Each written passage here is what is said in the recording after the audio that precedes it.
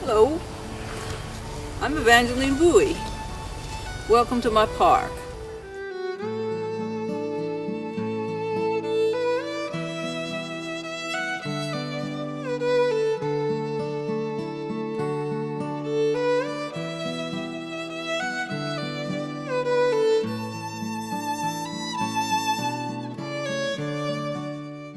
Well, here we are in Joanne's outdoor classroom, and I believe I'm just going to sit here and tell you all about this park now. Well, it all started back in the 1950s. Now, my sister Bird had cancer, and the doctor said that she needed fresh country air to recover. So we looked in the newspaper for farms out in the country. And in 1954, we found a 189-acre farm for sale by Electra and Essie Sullivan out in Fairview, Tennessee. And we went out and looked at it, and it was barren and gullied. There were gullies so big you could have sunk a house in them. But we bought it very cheaply.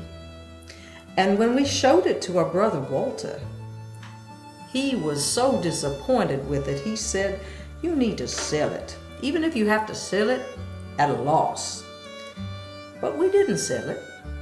We bought him out, and then we bought some more land until we had over 800 acres in that area. And we decided we wanted to grow a tree farm there. And one of the reasons was because I had allergies and I really couldn't be around farm animals and hay and that sort of thing. So we decided trees. And I called the Agricultural Extension Agency to find out what kind of trees would grow on such land. And he said loblolly pine trees were the only thing that would grow on land so poor. So then I asked the agent, what do I do about all the gullies? And he said, just plant them in the gullies. And I said, well, I can't even walk around in there. And he said, well, get a horse. Well, I was in my 50s and I didn't know how to ride a horse, and I wasn't about to learn how. So instead, I hired a bulldozer, and we made some terraces. And we terraced the whole land from up at the top, which we call the dome, all the way down to the creek, the Turnbull Creek, the little Turnbull Creek. And you can still see those terraces to this day. And that helped stop the erosion. Now, that wasn't enough to stop the erosion, though. I had to do a few other things. One of the things I did was I took things like cardboard and whatever else I could find and put it on the land just to stop the water from rushing the land down into the sea. I was into recycling long before it was popular. And I would go to Nashville and I would pick up great big old cardboard boxes and whatever I could find. People thought I was a little crazy bringing all that stuff out to Fairview and putting it on the land, but it was just to hold the soil. And it was just to hold the soil long enough so that the trees could grow. Now, when we started planting trees, I was buying them by the thousands from the Agricultural Extension Agent again, and they sold them pretty cheap. I had mostly farmers plant them, and they had a very interesting little mechanism that they would use, and they would pull it behind the tractor, and this thing would pick up a tree, and then it would make a hole, and it would put the tree in, and then would pick up another tree, and it would keep on doing that all day long as it was pulled behind that tractor.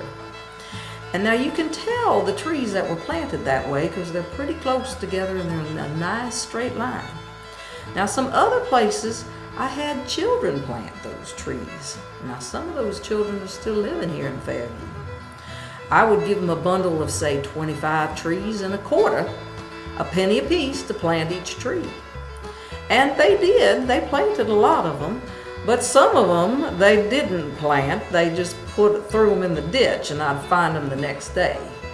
Well, I never rehired those children.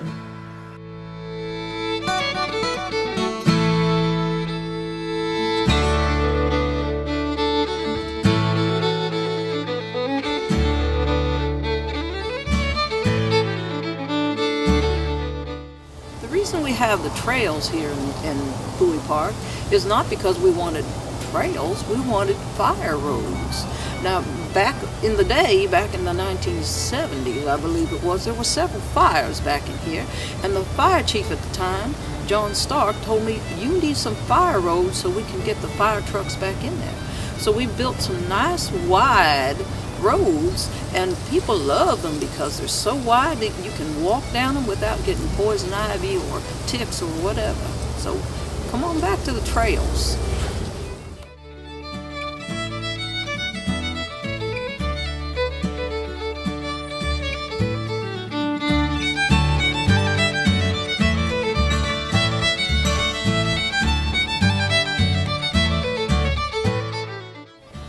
I didn't know what to do with this land.